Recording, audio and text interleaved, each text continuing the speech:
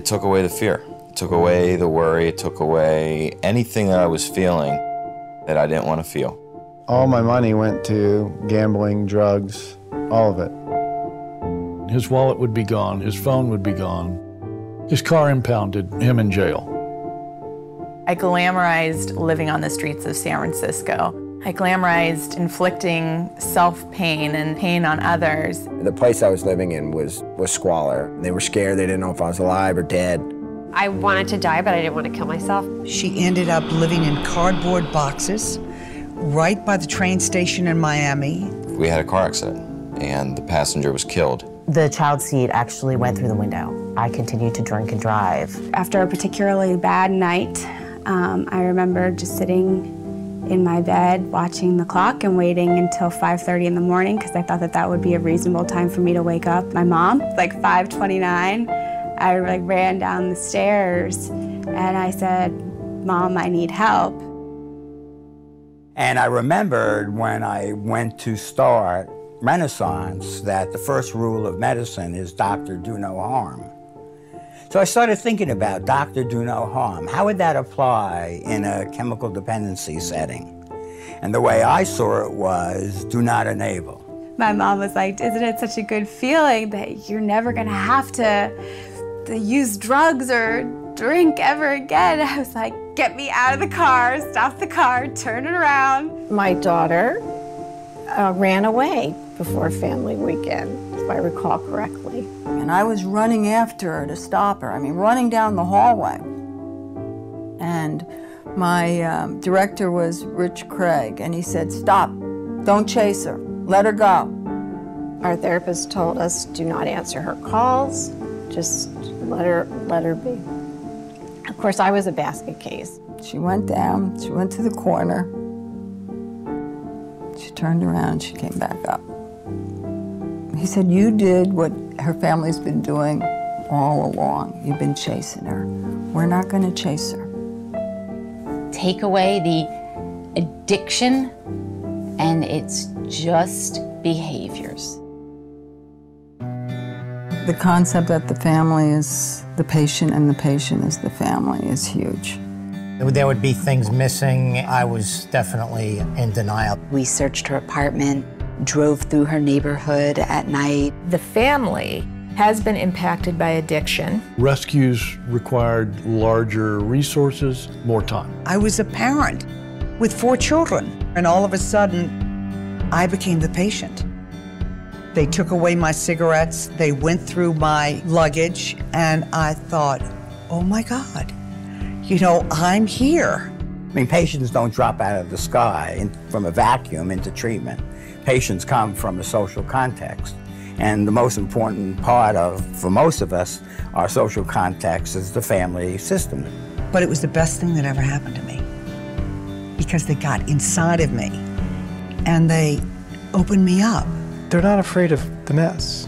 In fact, they jump into the mess. So if I would say, "But I love my children," they would say, "As evidenced by," and I had to stop. As much as I hated hearing that, there was no evidence. Some treatment centers may think a compliant patient is the best patient, and to me, that's a huge red flag. There was a moment of change for me when I realized that I had to do the work in order to live. You really try to get around it. Like, even when I was first getting in trouble and everything, I still was trying to beat the system, and I was good at it. Well, you were the under the radar guy. I was very under the radar. I slipped by. So let the crisis kind of happen and then step in to help the patient. If you head off the crisis, you're actually taking away an opportunity for the patient to find their own way to solve the crisis. Once you really start to actually think about that yourself, and instead of being me against the man, which is Renaissance, you know, how can I actually get better? The clinical philosophy is much more than just keeping someone away from a drink or a drug.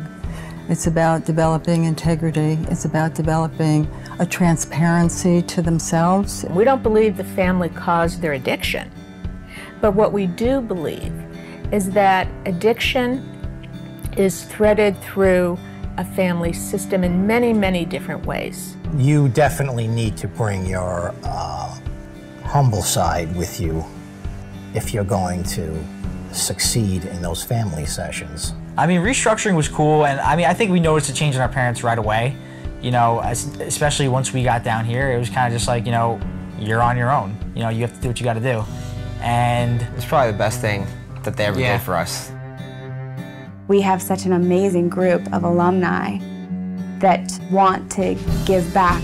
Alumni, probably the biggest reason for the success. I want them out. I really push them to go out. To be able to have a peer, bring them to the beach, take them to a movie. It becomes your friends. It becomes like a normal, regular life.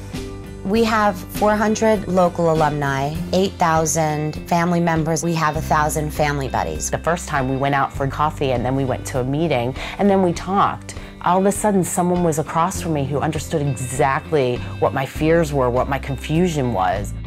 Part of our aftercare really begins in treatment, when you really bond and you really adopt this other family, this behavioral health care family, so to speak. And the genius, again, of SID is the other facility where I worked. When treatment ended, if you were my patient, I'd have to say to you, nice working with you. Here are 3 names of 3 new clinicians. Call all 3 of them and see who you'd like to work with, because you can't work with me anymore. I'm surrounded by such an amazing group of people, patients and staff alike. It's like a highlight reel of some of the greatest clinical minds ever, and we get to sit together under one roof. I'm just honored to even be a part of that group. My best teachers have been my patients, because I've learned from them. I learned what works and what doesn't work. I have a basic belief that the patient has God-given resiliency and talents and the ability to heal.